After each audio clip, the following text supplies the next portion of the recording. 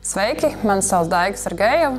Esmu Jara atvēruma tehniskais atbalsts. Šajā video pastāstīšu par to, kā sākt lietot atvēruma mainīgā lietojuma devu kartes jūsu terminālī.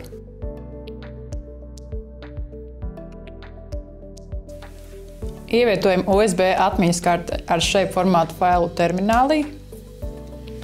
Spiežam uz mājas ikonas pogas.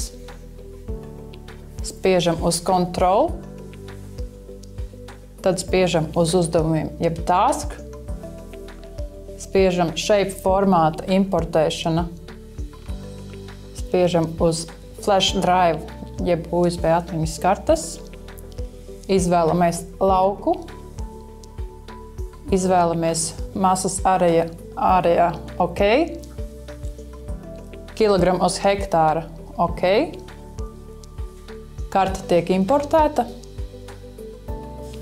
Tagad spiežam OK.